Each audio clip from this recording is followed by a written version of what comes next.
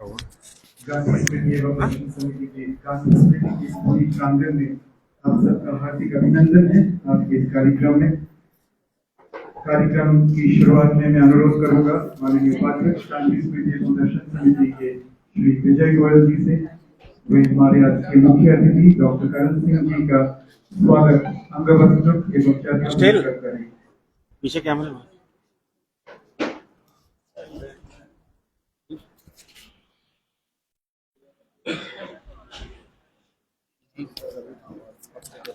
नीचे रहो जी।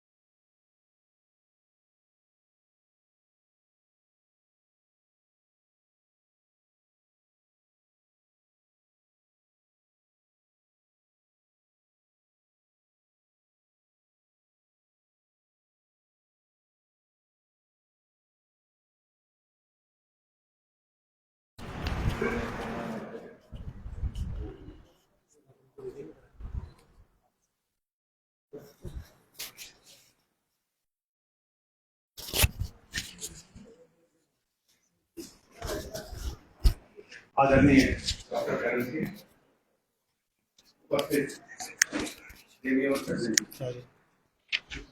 मेरे लिए आज बहुत गर्व और खुशी वाली है कि डॉक्टर करण सिंह जैसे महान लेखक, चिंतक, दार्शनिक, वेदों के ज्ञाता, भारतीय संस्कृति के जानकार और जिन्होंने इंग्लिश और हिंदी में बहुत से कविताएं भी लिखी और जितने भी मैं प्रशंसा करूं उतनी थोड़ी है। उम्र 94 साल और एक बार भी आपने देखा होगा वो ऐसा नहीं हुआ बैठे रह गए। उन्होंने स्वागत भी खड़े होकर करवाया और उन्होंने पुस्तक का विमोचन भी खड़े होकर मैं उनकी जगह होता तो शायद कह देता कि बैठे बैठे गले नहीं डालते, किंतु ये मानता मैंने अटल बिहारी वाजपेयी जी भी। इन लोगों को वो नियुक्त करते थे प्रधानमंत्री के तौर पर। वो लोग जब उनसे मिलने के लिए आते थे तो चाहे कितना ही छोटा व्यक्ति क्यों ना हो उसके लिए भी वो खड़े होते थे। मैंने उनके साथ वर्षों काम किया, किंतु अगर उनको एक गिलास पानी भी चाहिए हो तो उन्होंने ये नहीं कहा विजय जरा पानी पकड़ा दे मेरे गिलास से। मैं तो तब प्रधानमंत्री कार्यालय में मंत्री था। तो ऐसे ही डॉक्टर करण सिंह है। और अभी हम कह रहे थे ऐसा कभी भी नहीं हुआ जब किसी ने भी उनसे समय मांगा हो और किसी ने भी उनको आमंत्रित किया तो उनकी तरफ से ना हो। पिछली बार एक बार जब हम मिले थे तब वाजपेयी जी का जन्मदिन था और इंडिया गेट के ऊपर कार्यक्रम था। वे विपक्ष में थे, किंतु वो उस कार्यक्रम में वाजपेयी जी जब प्रधानमंत्री थे उनके जन्म दिवस के कार्यक्रम के अंदर आएगा। ऐसे डॉक्टर करण सिंह जी के लिए मन से तालियां बजाने का। राज्य के सदर रियासत रहे जम्मू कश्मीर जो आज सबसे ज्यादा चर्चा के अंदर है। बहुत से लोग तो शायद ये सोच रहे होंगे वो जम्मू कश्मीर, पहलगाम और इन मुद्दों पे बोलेंगे, पर उन्होंने कहा मेरा आज का जो व्याख्यान है वो वेदांत के ऊपर है और लोकसभा में रहे, केंद्रीय मंत्री रहे, और सबसे अच्छा रहे कि जो उनका राजस्व देखने को हमें मिलता है, जो वो सदरे रियासत रहे, वही संस्कार आज हमको देखने में मिलते हैं। जम्मू कश्मीर के अंतिम महाराजा हरि सिंह के पुत्र, मैंने उनकी जीवनी पढ़ी, पता नहीं आपने पढ़ी कि नहीं पढ़ी, पढ़ के मेरे को आंसू आते थे। हम सब लोग तो सोचते थे आनंद और वैभव से उन्होंने जीवन को गुजारा होगा, किंतु आप देखते हैं उनके जीवन में भी बहुत तकलीफें थी। वर्षों बरस तो उनको विदेश में मजबूरी के अंदर रहना पड़ा, इलाज करवाना पड़ा। तो आप स्वयं जब पुस्तक पढ़ेंगे तो आपको भी लिखेगा उन्होंने मन से पुस्तक लिखी। जिस स्थान पर आप बैठे हैं ये महात्मा गांधी जी का शहीद स्मारक है। यहाँ पर गांधी जी की हत्या हुई थी यहाँ पर, और ये पहले बिरला हाउस था, बाद में सरकार ने इसको टेक ओवर किया, और टेक ओवर करने के बाद ये गांधी स्मृति के नाम से है। यहाँ पर महात्मा गांधी ने, जब प्रधानमंत्री जी ने मेरे को, प्रधानमंत्री हमारे गांधी स्मृति गांधी दर्शन के वाइस चेयरमैन, और मुझे उन्होंने जब वाइस चेयरमैन नियुक्त किया तो मुझे मालूम नहीं कि क्या सोच के नियुक्त किया, क्योंकि तब मैंने गांधी जी को उतना ही पढ़ा था जितना बाकी सब लोगों ने पढ़ा था, और मैं गांधी जी से प्रेरित भी था और कहीं कहीं पर उनका आलोचक भी था। पर जैसा जैसा मैं गांधी स्मृति के उपाध्यक्ष के नाते यहाँ पर रहा, वैसे वैसे मेरी गांधी के प्रति पढ़ने की रुचि भी ज्यादा हुई, और मैंने उनको समझा भी, और मैंने ये देखा कि गांधी जी ने त्याग तपस्या अपने आप को बहुत टॉर्चर किया है। डिबेट करने को तो चाहे आप कितनी भी वाद विवाद कर सकते हो, यहाँ पर जो लोग गांधी जी के दर्शन करने आते हैं वो भी बहुत से वाद विवाद करते हैं, और आप सोशल मीडिया के टाइम में तो कोई छूटा ही नहीं है। तो ये गांधी जी ने अपने जीवन के अंतिम 144 दिन यहाँ बिताए। आप में से बहुत से लोगों को मालूम नहीं होगा, कौतूहल भी होगा इस बात का कि गांधी जी कैसे आ गए। गांधी तो रुकते थे झुग्गी झोपड़ी वाल्मीकि बस्ती के अंदर, मेरे अंदर भी ये जिज्ञासा थी, तो उनको रुकना था पंचकुइया रेट पर वाल्मीकि बस्ती में। पर पंडित नेहरू ने गृह मंत्री को बुलाया, सरदार पटेल, अगर ये बाबा वहां रुके तो इनकी भी सिक्योरिटी को खतरा होगा और हमारी भी सिक्योरिटी को खतरा होगा, क्योंकि हमें जहाँ जाना होगा सिक्योरिटी करनी पड़ेगी, और लोगों को भी गांधी से मिलने के अंदर वो भी दिक्कत होगी। तुम रेलवे स्टेशन पे खुद उनको लिवाने जाओ और फिर रास्ते भर के अंदर समझाओ इस बात को कि अभी हालात ऐसे नहीं है कि आप वाल्मीकि बस्ती के अंदर रुकेंगे। तो उन्होंने काफी समझाया पटेल ने, हालात अच्छे नहीं है। फिर गांधी जी ने भी देखा, जगह जगह 30 जनवरी 1948 की बात की है, जगह जगह वो दंगे हो रहे थे सड़कों के ऊपर। तो पटेल ने कहा बाबा अगर आप वहां रुके तो आपकी सिक्योरिटी को भी खतरा है, सबसे बड़ी बात है लोग ही आपको मिलने नहीं आ पाएंगे, और मुस्लिम भाई भी आपको मिलने नहीं आएंगे। तो गांधी जी को कुल मिला के ये लगा, और गांधी जी ने अंतिम 144 दिन एक कोने के कमरे में जमीन पे अपना बिस्तर बिछाकर इस जगह पर वो रहे। ये इसकी हिस्ट्री है। आज यहाँ पर एक बहुत अच्छी म्यूजियम है, एक नीचे है, ऊपर आप में से जिसने नहीं देखी हो तो इसके बाद भी वो खुली रहेगी, वो आप जरूर देखना है। गांधी जी की बड़ी सी चरखा चलाते हुए मूर्ति है, एक डिजिटल म्यूजियम। दूसरा हमारा है गांधी दर्शन, जो राजघाट के ऊपर है, 48 एकड़ के अंदर है। उस 48 एकड़ में हमारे मेरा जीवन मेरा संदेश की बहुत पुरानी म्यूजियम है, जिसमें आपको पुरानी पुरानी तस्वीरें देखने को मिलेगी। एक गांधी वाटिका अभी हमने डेवलप की है, गांधी जी की कई मूर्तियां वहां पे लगाई है। एक क्ले म्यूजियम है, एक स्वच्छता की म्यूजियम है, और एक अभी नई आर्ट गैलरी बनाई है जो अक्सर चित्रकारों के रंगों से भरी रहती है। तो इतनी सारी चीजें हैं, और सब एंट्री फ्री है, और आपको फ्री के अंदर गाइड मिलेंगे।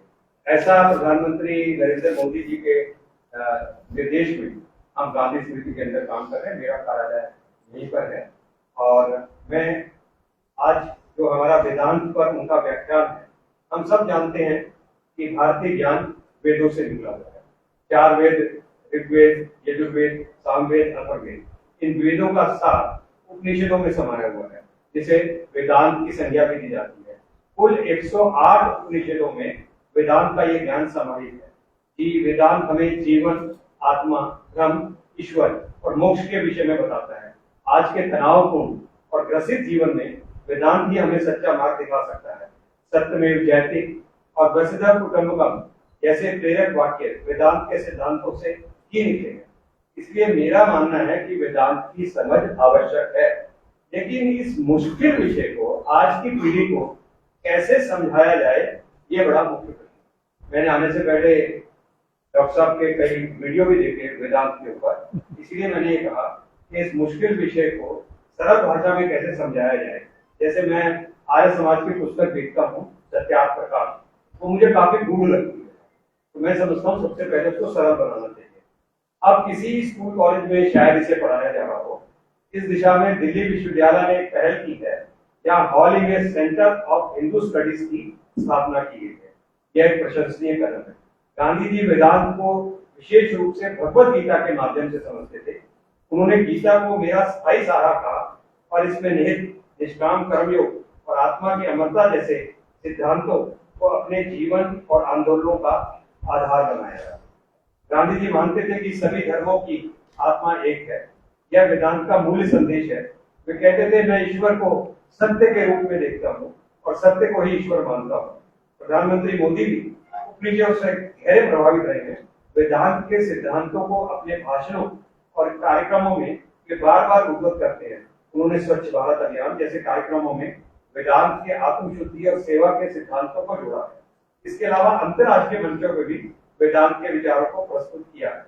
लेकिन मेरा सवाल अलग है कि इसे आम जनता तक सरल भाषा में कैसा पहुंचाया जाए। ये कुछ गांधी के विचारों जैसा है। जैसे आपने देखा होगा, गांधी के ऊपर बहुत किताबें हैं, सेमिनार है, सिंपोजियम है, रोज लेक्चर्स होते हैं, रिसर्च होती है, लेकिन गांधी के सिद्धांत तो बहुत सरल है। वही है जो पुराने समय से चल रहे हैं, त्याग, सत्य, अहिंसा, सेवा, सत्याग्रह। अगर इसकी महिमा को समझ लिया तो समझिए गांधी को समझ लिया। इसलिए आज डॉक्टर साहब ने जो गांधी जी की किताब विमोचित की है, उसमें से मैंने भी पहले नहीं पढ़ी थी, बाद में पढ़ी, सत्य के प्रयोग। लोग जब अपनी बायोग्राफी लिखते हैं तो उसमें अपनी प्रशंसा करते हैं, किंतु गांधी ने बचपन से लेकर अब तक जो भी लिखा उसके अंदर अपनी शराब जो भी अपनी थी उसने काफी आलोचना की है। गांधी की सबसे बात ये थी, पूरे जीवन में उन्होंने अपने बारे में सत्य बोला, चाहे लोग कितने ही आलोचक रहे। डॉक्टर करण सिंह आज वेदांत पर व्याख्यान करेंगे। मैं समझता हूँ यह हमारे लिए बड़ा आई ओपनर होगा और मैं तो उनको वेदांत के ऊपर बोलते हुए पहली बार सुनूंगा। डॉक्टर करण सिंह।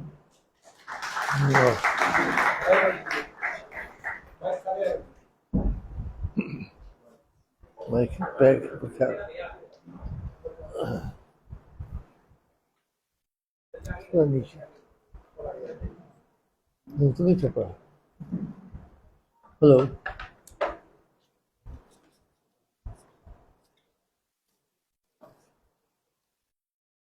गांधी स्मृति और दर्शन समिति के उपाध्यक्ष भाई विजय गोयल जी, जिनसे हमारा बड़ा पुराना संबंध है, कई वर्षों से अटल जी के बड़े करीब थे ये, उस वक्त से इनके साथ मेरा संबंध रहा है। तो फिर राज्यसभा में इत्तेफाक से इन्होंने जो सीट खाली की उसी सीट पे मैं बैठा, इसीलिए हमारा वो भी एक संबंध बना रहा।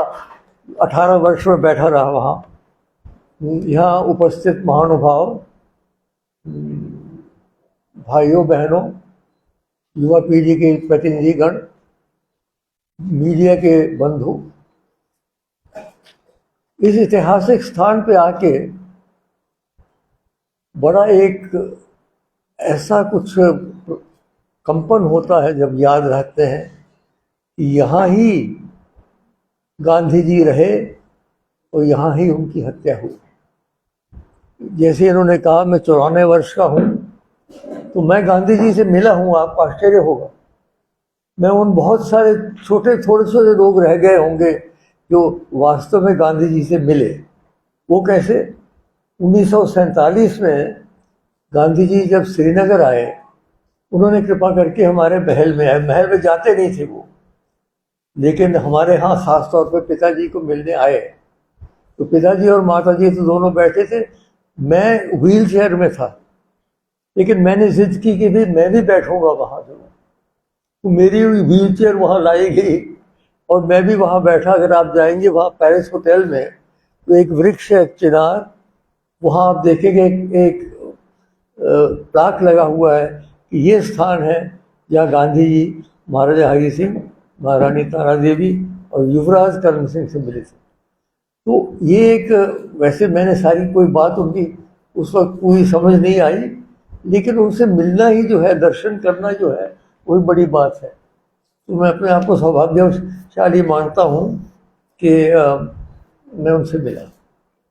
जैसे विजय ने कहा, बहुत सारी किताबें लिखी गई हैं गांधी जी पे, अनेक सैकड़ों नहीं हजारों होंगी, हर एक भाषा में, हर एक क्षेत्र में। लेकिन ये जो अच्छी इन्होंने निकाली, मैंने थोड़ा सा इसको नज़र लगा के देखी कल, ये बड़े अच्छे ढंग से प्रस्तुत की गई है। एक तरीके से सरलीकरण हुआ, एक एक विषय को लेके उन्होंने प्रस्तुत किया है। और वैसे तो माय एक्सपेरिमेंट्स विद ट्रूथ, उनकी जो आत्मकथा स्वयं लिखी है उन्होंने, तो सत्य और अहिंसा को तो सबसे बड़ी वो मानते थे। सत्य, अहिंसा, स्पर्शता उन्मूलन, त्याग इत्यादि, सामाजिक बुराइयां दूर करना, यही गांधी जी का एक सारी उम्र ये रहा। और गांधी जी ने केवल भारतीय स्वतंत्रता आंदोलन का ही नेतृत्व, उन्होंने जो दर्शन दी है, उस दर्शन का सारे विश्व में प्रभाव पड़ा है। ये आप नेल्सन मंडेला से भी मैं मिला जब वो जेल से निकले।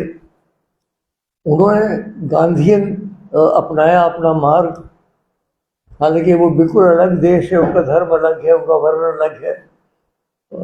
मार्टिन लूथर किंग ने अमेरिका में जो आंदोलन किया सिविल राइट्स का, वो भी गांधी जी से प्रभावित थे। और अनेक देशों में गांधी जी का प्रभाव पड़ा है, क्योंकि उनका दर्शन जो है एक बड़ा स्पष्ट है कि अहिंसा और त्याग और सत्य के वो बड़े पुजारी थे। हमारे मुंडकोपनिषद में है, सत्यमेव जयते नानृतम सत्येन पंथा विसतो देवयानः येनाक्रमन्त ऋषयो ह्याप्त कामा यत्र तत्सस्य परमं निधानम्। ये सत्यमेव जयते भी हमारे उपनिषद से ही निकला हुआ है। और जैसे इन्होंने कहा, इस समय सारे विश्व में उथल पुथल चल रही, मानवीय चेतना का जैसे एक समुद्र मंथन हो रहा है। आप देखेंगे कहीं दुनिया में शांति नहीं, कहीं युद्ध लगे हुए हैं, कहीं युद्ध की तैयारियां हो रही हैं, कहीं आक्रमण हो रहे हैं, कहीं। तो इस समय मुझे लगता है कि खासतौर पर भैया ये कौन मशीन चल रही, ये बड़ा दुष्ट यंत्र होता है। ये धोखा देता है हमेशा ऐन मौके पे। तो इस समय हम एक ऐसे युग में हैं जहां शांति नहीं है कहीं, और इसलिए हम अपने सांस्कृतिक परंपरा की ओर देखते हैं। इसलिए नहीं कि हम पीछे जाएं, पीछे हम नहीं जा सकते। चढ़े भी थी, वे तो कहता है हम आगे चलें, आगे बढ़ें। लेकिन आगे बढ़ने के लिए कोई बुद्धि, कोई प्रकाश, कोई पथ प्रदर्शन मिलता है हमें अपने शास्त्रों से, उसको हमें लेना चाहिए। और हमारे हिंदू धर्म में तो इतना विशाल शास्त्र है, मुझे लगता है और किसी धर्म में इतना शास्त्र नहीं है। वेद है, उपनिषद है, पुराण है, क्या क्या नहीं है, किस विषय के ऊपर पुस्तकें नहीं लिखी गई हैं। तो इन सब में वेद सर्वोपरि माने गए हैं। वेद के भी आप जानते हैं 4 हिस्से होते हैं। पहले संहिता होते हैं जो वैदिक मंत्र पढ़ते हैं, उसके बाद ब्राह्मण होते हैं, उसके बाद ये होते हैं, और उसके बाद उपनिषद आते हैं। उपनिषद चौथे नंबर पे आते हैं वेदों में।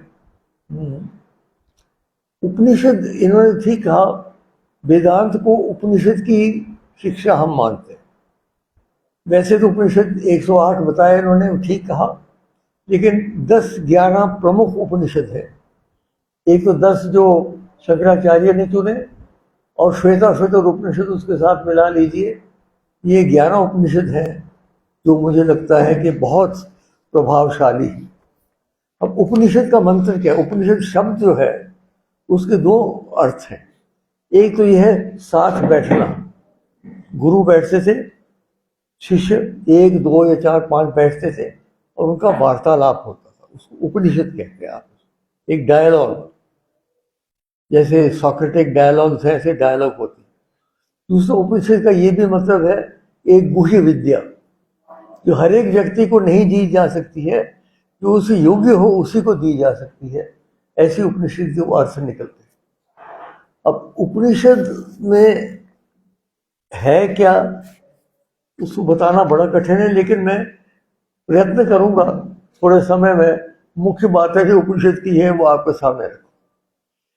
सबसे पहले तो ये मुद्दा है कि एकम सत्य भगवत, यानी जो ब्रह्म की व्याख्या होती है, ब्रह्मैविदममृतं पुरस्तात् ब्रह्म पश्चात् ब्रह्म दक्षिण चोत्तरेण तस्योर्ध्वं च प्रस्थितं ब्रह्मैविदं विश्वमिदं वरिष्ठम्। ये सारी जितनी सृष्टि है, केवल ये पृथ्वी नहीं लेकिन अनंत कोटि ब्रह्मांड जो है सब उसी एक शक्ति से ओतप्रोत है। एक ही शक्ति है सारे विश्व में, ब्रह्मांड में, जो साइंस वाले अब भी मानने जा रहे हैं, इसको ढूंढ रहे हैं एक वो क्या शक्ति है। वही एक शक्ति, उसको उपनिषद में ब्रह्मन कहा गया है, और ब्रह्म की व्याख्या ही उपनिषद में सबसे अधिक होती है।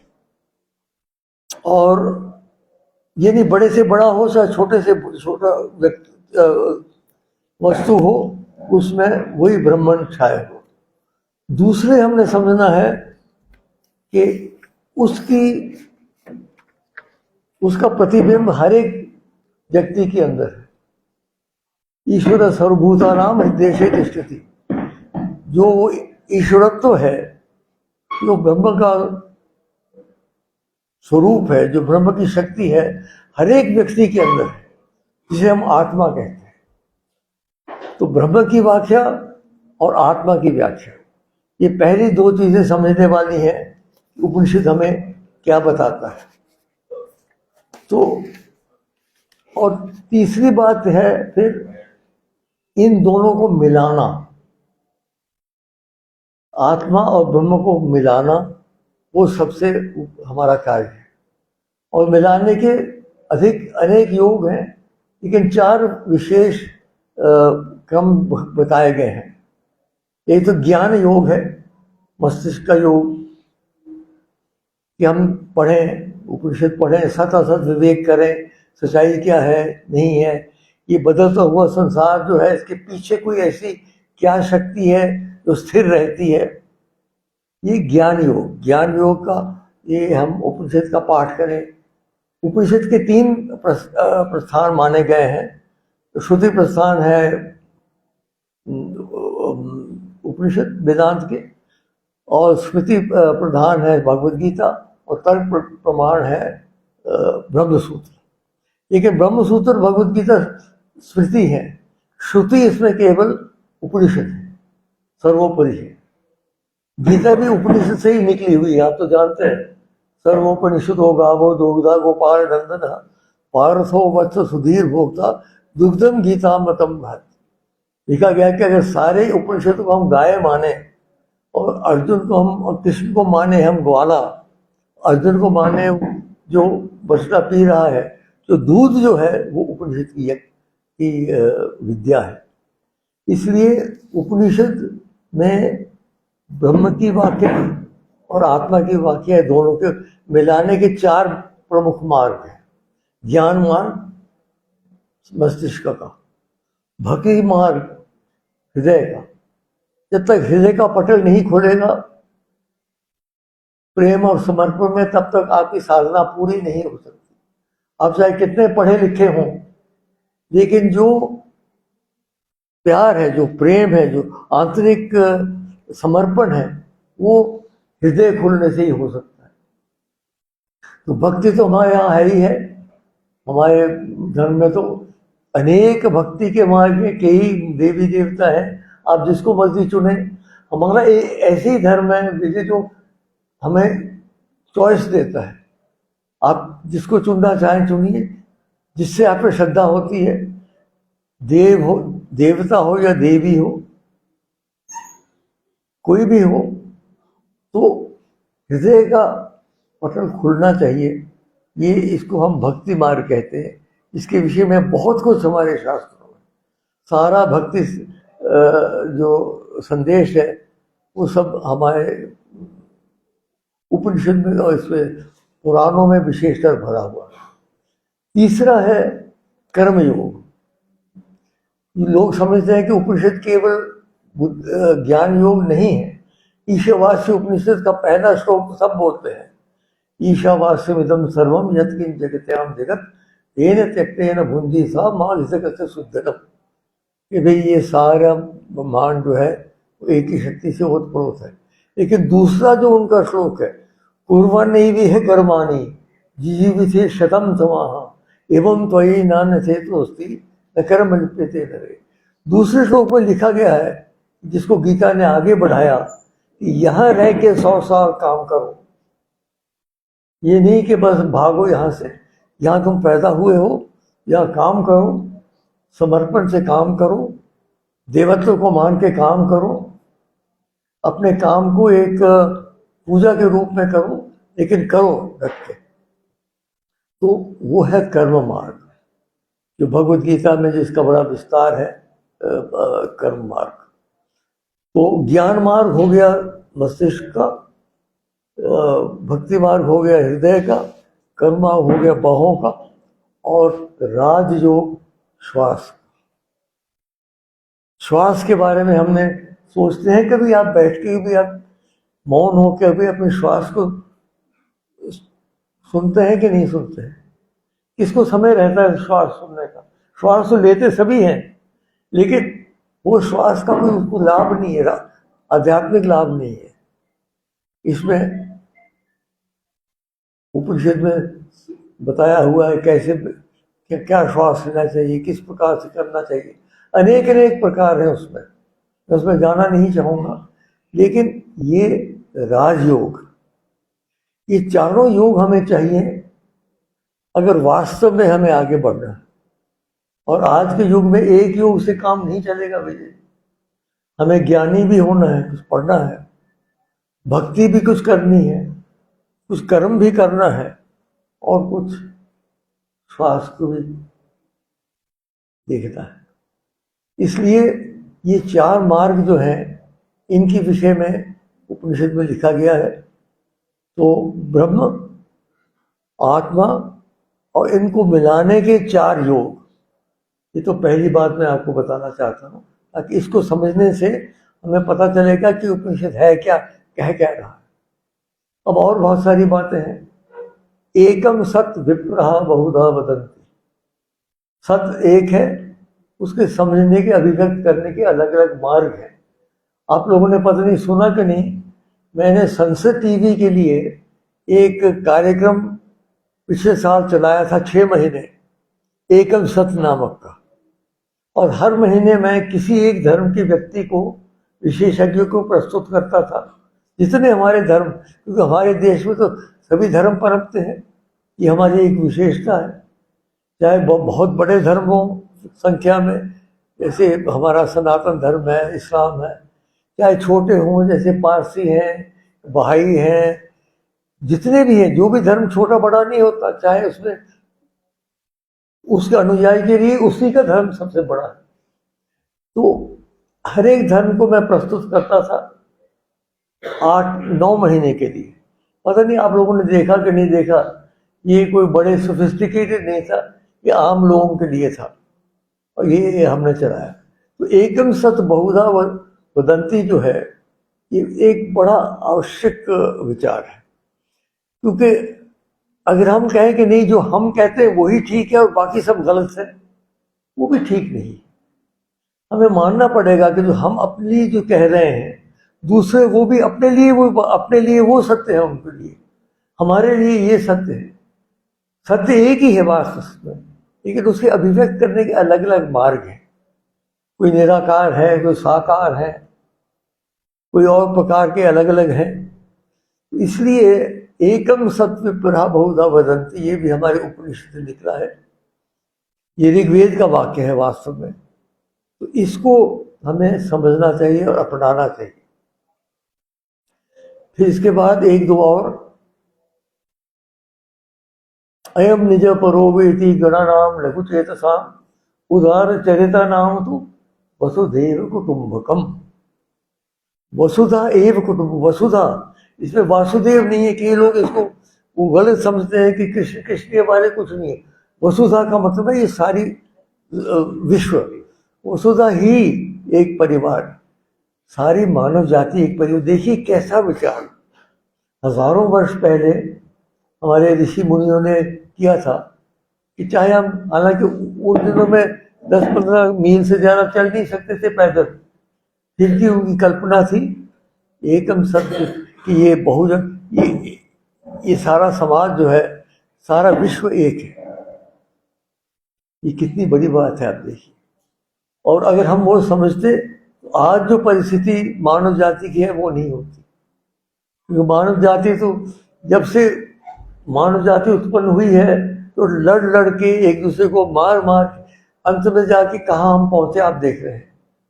प्रगति बहुत हो रही है, इसमें कोई शक नहीं, तकनीकी बहुत आगे बढ़ गया है, साइंस बहुत आगे बढ़ गया है, लेकिन मानवीय चेतना में कोई उद्धार हुआ क्या? अगर हम देखें हमारे उपनिषद के वक्त जो लोगों के विचार थे वो कहाँ गए? इसलिए हमें ये मान के चलना चाहिए कि वसुधैव कुटुंबकम, जहाँ भी है मानव जाति एक परिवार है। और जब तक इस विचार को अपनाया नहीं जाएगा तब तक मानव जाति का कभी कल्याण नहीं हो सकता। चाहे आज अपनाएं, चाहे हम कितने साल के बाद अपनाएं, चाहे कितने लाखों लोग मरने के बाद अपनाएं, अपनाना पड़ेगा। और अंत में जो बताना चाहता हूँ, बहुजन सुखाय बहुजन हिताय। मैं जब संसद में था तो कम्युनिस्ट हमारे बैठे हुए थे, हमारे मित्र। मैंने कहा बताइए आपके कम्युनिज्म में इससे बढ़कर कोई है परिभाषा? बहुजन सुखाय बहुजन हिताय, सर्वे भी सुखिना सन्तु सर्वे सन्तु निरामया सर्वे भद्राणि पश्यन्तु माँ कश्चित् दुःख भाग भवेत्। में सब लोग अच्छी अच्छी चीज़ें देखें, अच्छे अच्छे शब्द सुने, अच्छे अच्छे कार्य करें, माँ विद्विषाव है, आपस में नफरत नहीं होनी चाहिए। जहाँ नफरत शुरू हो जाती है वहाँ फिर हालात सब बिगड़ जाते हैं। हमें देखा ही अपने देश के अंदर कई बार जब नफरत बढ़ जाती है तो तबाही बर्बादी होती है। इसलिए हमें ये देखना चाहिए कि सभी सुखी रहें।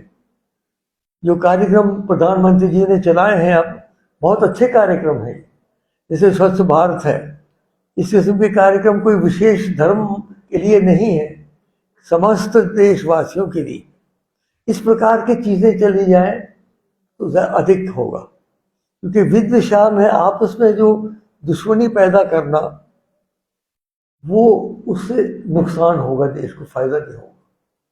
तो ये सब मैं समझता हूँ विशेष हमारे विचार हैं जो हमारे संस्कृति में मिलते हैं और हमारे उपनिषद में मिलते हैं। युवा पीढ़ी को विशेषकर मैं कहूँगा कि आप अपने आप में विश्वास रखिए, देश में विश्वास रखिए, भारतवर्ष के भाग्य में विश्वास रखिए। हमारा कोई साधारण देश नहीं है, क्या क्या तकलीफों से हम उभरे हैं। अल्लामा इकबाल ने कहा है, यूनान मिस्र रूमी सब मिट गए जहाँ से, बाकी है लेकिन अब भी नामो निशा हमारा। कुछ बात है ऐसी कि हस्ती मिट्टी नहीं हमारी, सदियों रहा है दुश्मन दौरे दमा हमारा। क्या क्या कठिनाइयों में से भारतवर्ष उभरा है, क्या क्या आक्रमण हुए, क्या क्या विदेशी राज्य हुए, क्या क्या कष्ट भोगे।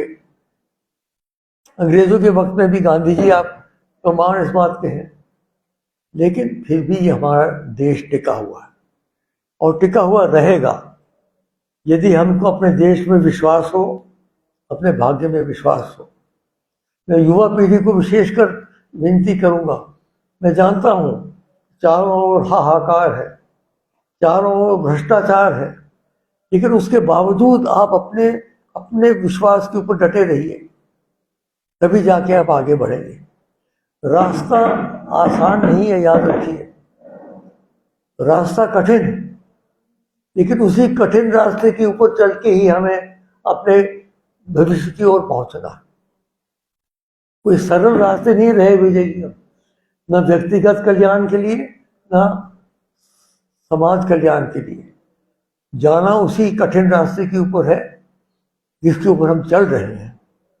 और मैं अंत में वही श्लोक कहूँगा जो स्वामी विवेकानंद जी को बहुत पसंद था और जो कठोपनिषद का है, उठो जागो, छुरी की धार के ऊपर चल के अपने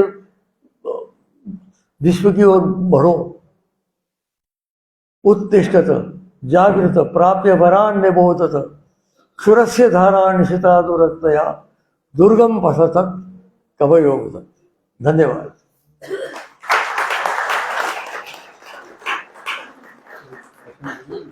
आप प्रश्न को पूछना चाहें तो पूछें। कोई प्रश्न पूछना चाहे तो पूछ सकते हैं। डॉक्टर साहब, ये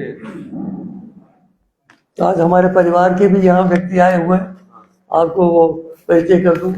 विक्रमादित्य हैं हमारे बड़े, और चित्रांगी माधवराव सिंह की बेटी, और हमारे छोटे बेटे आजाद शत्रु है। ये आपके भारतीय जनता पार्टी नहीं है। डॉक्टर साहब, ये जो भी हिंदुस्तान पाकिस्तान, इसके ऊपर मैं क्या बोलूँ मैं? और ये धर्म वर्म सारा वेदांत कैसे शांत करेगा? यही तो बात है सारी। ऐसी परिस्थितियों में कुछ बातें वेदांत में ऐसी लिखी हुई है, लेकिन हम उनके ऊपर चलने, मैं मानता हूँ कि तारी दोनों हाथ से बजती है, लेकिन फिर भी हमें अपने मार्ग पे चलना तो चाहिए। अपनी शिक्षाओं को भूलना तो नहीं चाहिए। हमें भी उस चक्कर में नहीं पड़ना चाहिए कि जैसे घृणा किसी के दिल में विरोध हो तो हम भी करना। गांधी जी क्या कहते थे? सबसे बड़ा जो है अंग्रेजों का सामना उन्होंने किया। उन्होंने कहा अंग्रेजों को आप बुरा ना समझिए, आप उनकी हुकूमत का विरोध कीजिए, अंग्रेजों का विरोध न कीजिए। देखिए कैसी सूक्ष्म बात कही उन्होंने कि आप ब्रिटिश हुकूमत का डट के विरोध कीजिए, लेकिन अंग्रेजों का विरोध नहीं कीजिए। ये बहुत एक समझने वाली बात है गांधी जी ने जो कही। क्योंकि उन्होंने कहा जब तक सत्य और त्याग नहीं होगा और जब तक प्रेम नहीं होगा तब तक कल्याण नहीं होगा। इसीलिए उन्होंने अपनी जान भी दे दी इसी के लिए। अंत तक उन्होंने अपनी जान दे दी।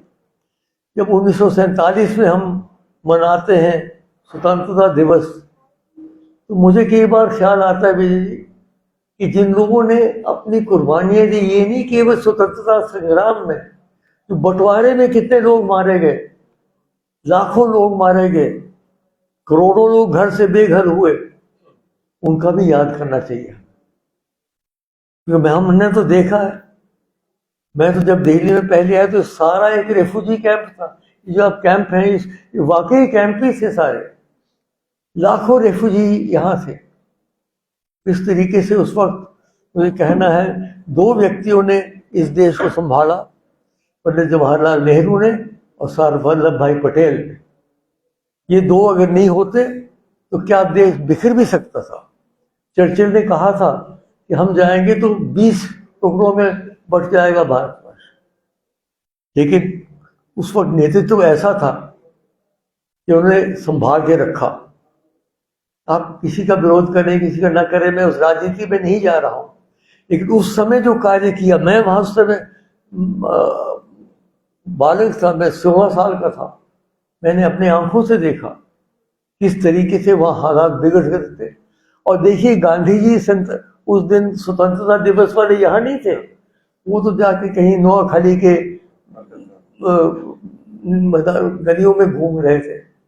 ये भी एक सोचने वाली बात है।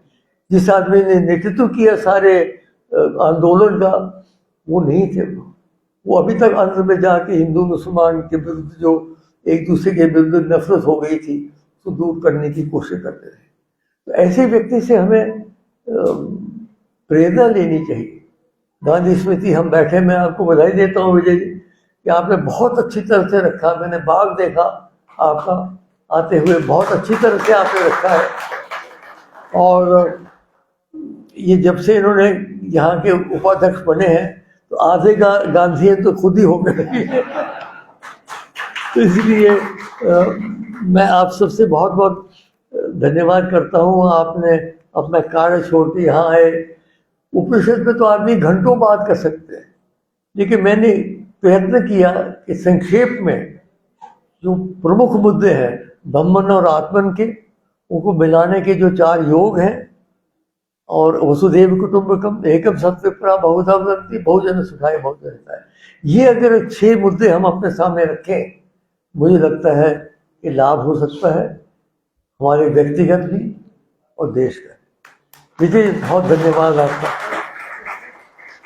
एक क्वेश्चन है। हाँ जी। मेरा एक डॉक्टर साहब आपसे एक प्रश्न है। पाकिस्तानियों के मन से अभी वो छोड़ दो ना हिंदुस्तान, और पाकिस्तान सरकार से भारत के प्रति घृणा को, नफरत को कैसे दूर कर सकते? बड़ा कठिन है करना, इसमें कोई शक नहीं, क्योंकि आरंभ जो हुआ था पाकिस्तान का, वो इसी बात पे हुआ था कि भाई हिंदू और मुसलमान एक नहीं रह सकते। उस वक्त से जो घृणा चलती है वो चल रही। हमने तो देखिए, हालांकि उन्होंने इस्लामिक स्टेट बनाया, हमने हिंदू स्टेट नहीं बनाया। हमने संविधान ऐसा बनाया जिसमें हर धर्म को, हर वर्ग को एक जैसा अधिकार दिया गया। बहुत बड़ी बात थी, लोगों की तो समझना चाहिए दुनिया में कि भारतवर्ष ने किस प्रकार से संभालने की कोशिश की बंटवारे के बाद। उनको कब, उनकी घृणा कब दूर होगी भैया, मैं तो कह नहीं सकता अभी ये कृष्णा होगा। मेरा प्रश्न है जी। आप बहुत बड़े ज्ञानी हैं, तो ज्ञानी नहीं, आपसे मुझे जवाब मिलने की पूरी उम्मीद है। आपने अपने प्रवचन के दौरान भाग्य का भी जिक्र किया। किसने भारतीयता का? भाग्य, भाग्य। हाँ, भाग्य। मैं ये जानना चाहता हूँ कि आप भाग्य की क्या परिभाषा है, इसको अगर हम समझे तो कैसे समझे? जैसे कोई बोलते हैं कि ये आदमी बड़ा लकी है, वो हाँ, आदमी भाग्य के कई अर्थ हैं। हाँ, तो इसका परिभाषा कैसे समझे? भाग्य की परिभाषा भी काफी जटिल है, मैं मानता हूँ। कुछ लोग तो कहते हैं भाग्य लिखा हुआ होता है, जो आदमी आता है वो लिखा हुआ होता है पहले। मैं उसको नहीं मानता हूँ। मैं मानता हूँ कि लिखा हुआ होता अवश्य है। अब मैं राजघराने में पैदा हुआ हूँ, सोने और चांदी के बर्तनों में भोजन किए। हमारे गरीब से गरीब आदिवासी भाई, हरिजन भाई, न जाने कैसे उन्होंने बच्चों को बुरा किया होगा, बड़ा किया होगा। वो जन्म का भाग्य कह सकते हैं, लेकिन कर्म का भाग्य पहले लिखा हुआ नहीं। मैं अपने जीवन के साथ क्या करूं, अपने भाग्य को कैसे बढ़ाऊं, ये मेरे पर मुनस्सर है। तो ये दोनों बातें भाग्य है, मुझे लगता है डेस्टिनी भी है। डेस्टिनी कह रही है, या आप जो जीन्स है वो कह लीजिए, और अपना कर्तव्य भी है। ये कहना कि नहीं जी जो कुछ हो रहा है परमात्मा कर रहा है, इसका ये तो एक खिसकने वाली बात है कि नहीं जी, ये बात नहीं है। आपके ऊपर जिम्मेदारी, एक एक व्यक्ति के ऊपर जिम्मेदारी है। आप क्या कर रहे हैं? भगवान जो कर रहे हैं सो कर ही रहे हैं, तो मैं पूछ के नहीं करेंगे। आप क्या कर रहे हो अपने जीवन के साथ, ये प्रश्न। सिंह साहब को सादर प्रणाम, वैद साहब को सादर प्रणाम। हम सभी बातों को मानते हैं जो आपने बताया हमसे संबंधित। हम ये मानते हैं कि ब्रह्म द्वितीयो नास्ति, और जो आपने कहा कि सारी वसुधा ही अपना परिवार है, वसुधैव कुटुंबकम, और आपने सब हिताय सब सुखाय कहा, ये हमारे धर्म की पहचान और अच्छाई है। परंतु हम सभी हिंदू धार्मिक इन वेदों के अनुसार, पुराणों के अनुसार चल रहे हैं। कुछ वर्ग ऐसे हैं जिनके सिद्धांत ही अलग हैं। ठीक है, और ऐसी स्थिति में हमारा भविष्य क्या है? क्योंकि हमें डर लगता है कि आज से 25-30 साल बाद हमारी जो आने वाली पीढ़ी है उनका भविष्य किस तरह हुआ होगा। क्योंकि हम सब अपने बच्चों को अच्छी शिक्षा दे रहे हैं, एक वर्ग ऐसा है जिनके सिद्धांत ही अलग है, उनके यहाँ लिखा भी कुछ अलग है। ऐसी परिस्थिति में भारत का क्या भविष्य देखते हैं? भारत का भविष्य तो बहुत अच्छा रहेगा। भारत का भविष्य के बारे में कोई शंका की जरूरत नहीं है। आप अपने जीवन में जो सबसे अच्छा कर सकते हैं वो करते रहिए। बाकी आने वाली पीढ़ियां का क्या होगा वो देखेंगे उस वक्त तक। जो कितनी पीढ़ियां देखेंगे, हमने तो भगवान की दया से चौथी पीढ़ी तो देख ही ली। छोटे छोटे हैं वो, इतने इतने ग्रेट ग्रैंड चिल्ड्रन। तो लेकिन समय चलता रहता है, बदलता रहता है, हमें घबराने की जरूरत नहीं है, डरने की जरूरत नहीं है। आत्मविश्वास हो और अपने विचारों में विश्वास हो तो आप हर एक कठिनाई को उत्तीर्ण कर सकते हैं, ऐसे में मानता। एक महिला वहां से पूछ रही थी कुछ, नहीं अब महिला का बस, महिला के बाद और बोलने की जरूरत नहीं रहती।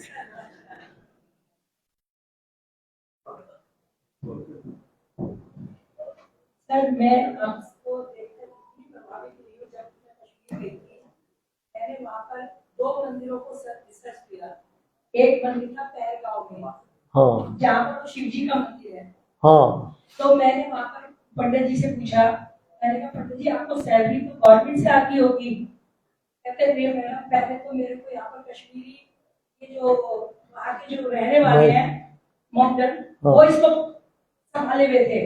मगर जब से करण सिंह जी ने मुझे यहाँ पर भेजा है और मेरे को जो सैलरी मिलती है वो भी करण सिंह जी भेजते हैं, तो मेरे को उस दिन इतना अच्छा लगा कि मैंने कहा सनातनी धर्म को उठाने के लिए आपका जो योग्य देखा मेरे को बहुत अच्छा लगा। दूसरा, एक मंदिर मैंने देखा कश्मीर में एलजी हाउस के ऊपर चढ़कर है, जैसे एलजी हाउस है उससे थोड़ा ऊपर जाते हैं, वहां पर मेरी आदत है कि कहीं पर भी जाती हूँ मैं मंदिर सबसे पहले देखती हूँ। ज्येष्ठा भगवती की बात कर रहे हैं आप? जी मैं देशभक्ति के लिए मैं नहीं, सनातन ज्येष्ठा भगवती की बात कर रहे हैं मंदिर। हाँ जी। वहां पर भी पंडित जी ने यही बात कही कि जो आज ये इतने सारे कमरे बन रहे हैं ये सब करण सिंह जी वहां से दिल्ली से पैसे भेज रहे हैं और ये कम सब यहाँ पर आने वाले जो हमारे सनातनी है उनके लिए ये कमरे बनाए जा रहे हैं। मुझे सुनकर इतना अच्छा लगा ना, मैं उस दिन से मैं आपकी फैन हूँ। जी धन्यवाद धन्यवाद। एक बात बता दूं संक्षेप में, हमारे पूर्वज महाराजा गुलाब सिंह जी ने जब ये इस रियासत की स्थापना की 1846 में, तो धर्म ट्रस्ट की स्थापना भी की। वो धर्म ट्रस्ट आज तक चल रहा है। हम ट्रस्टी हैं, हमारे बेटे ट्रस्टी हैं, तो हम इसको चला रहे हैं। धर्मार्थ ट्रस्ट उसको कहते हैं। धर्मार्थ ट्रस्ट में हम ये सारे जो मंदिर इत्यादि हैं 80-90 के करीब हमारे जम्मू कश्मीर में स्थान है, मंदिर हैं, उनको हम देखने की कोशिश कर रहे हैं। बाहर से हमें कोई मदद नहीं करता, हम स्वयं ही करते हैं, स्वयं ही चलाते हैं। भगवान की कृपा है। भगवान शिव जी का मैं तो भक्त हूँ, शिव का ही क्षेत्र है कश्मीर, आप जानते हैं, इसलिए उन्हीं को समर्पित करता हूँ सब कुछ। यद यद कर्म करोमि तत्तत् अखिलम शंभो तवाराधनम, ये भाषण भी उन्हीं को समर्पित है।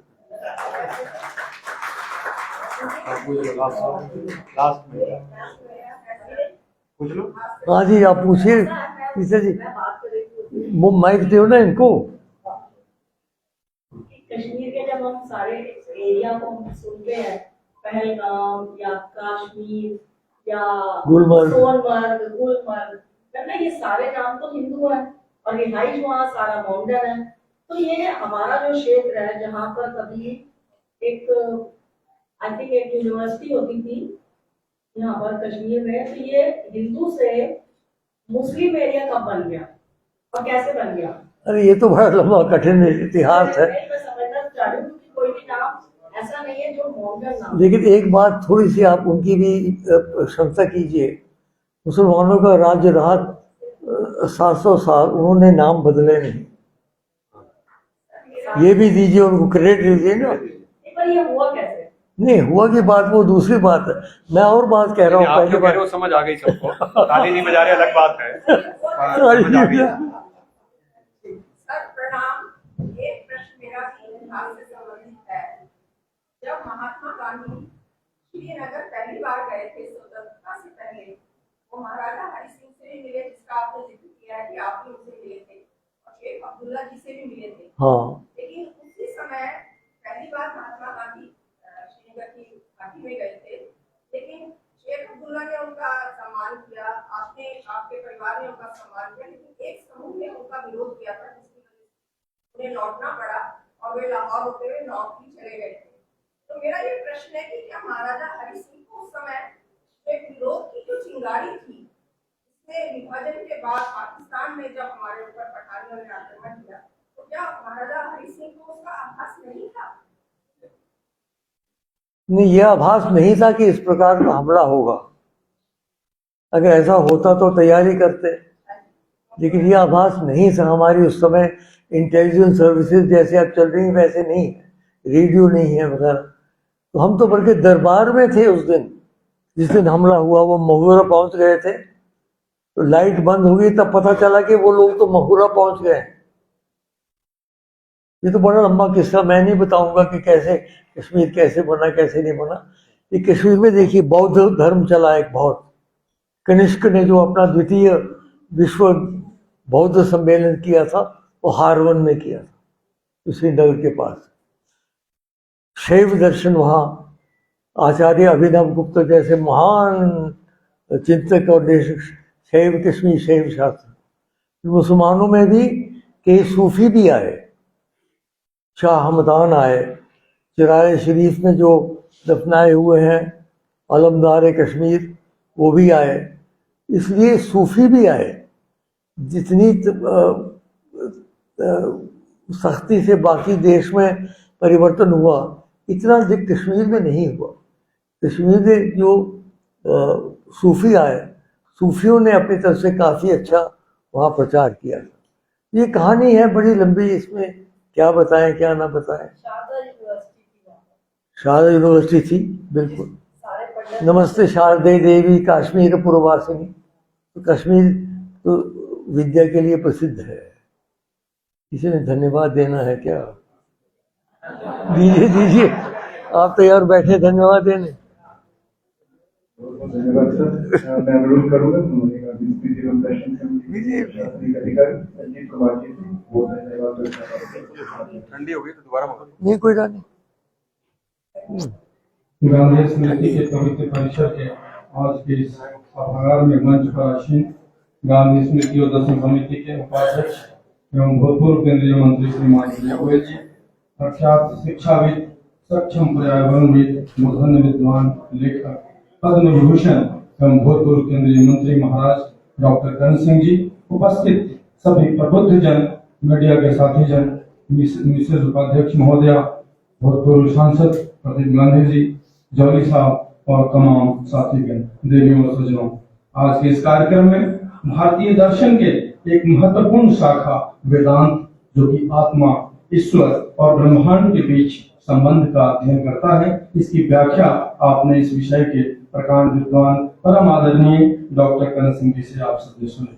लेडीज एंड जेंटलमैन, आप सब जानते हैं कि वेदांत दुनिया के सबसे प्राचीन आध्यात्मिक दर्शनों में से एक है और भारत के पवित्र ग्रंथ वेदों पर आधारित सबसे व्यापक दर्शनों में से एक है। यह हिंदू धर्म का दार्शनिक आधार है।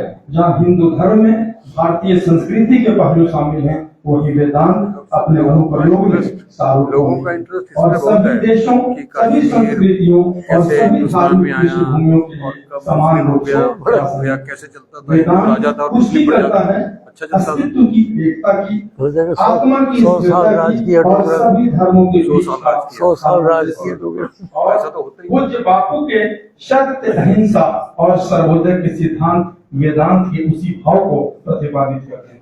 हम सब शुक्रगुजार हैं समिति के उपाध्यक्ष श्रीमान विजय गोयल जी का, जिनके प्रयास से हम सबको आज मौका मिला भारतीय दर्शन वेदांत को गहराई से समझने का। आगे आने वाले समय में भी उपाध्यक्ष महोदय का विजन और नेतृत्व इस संस्था को नई ऊंचाइयों तक पहुंचाने में सहायक साबित होगा। एक बार जोरदार तालियां लेडीज एंड जेंटलमैन माननीय उपाध्यक्ष महोदय के लिए। और अब मैं चर्चा करता हूं महान व्यक्तित्व, लाजवाब शख्सियत, परम आदरणीय डॉक्टर करण सिंह जी का। महोदय, आपके लिए कहना चाहूंगा, चलता रहूंगा पथ पर, चलता रहूंगा पथ पर, चलने में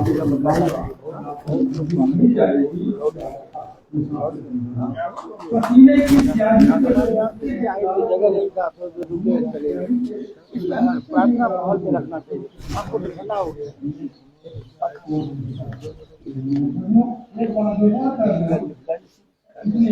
आपके हाथ में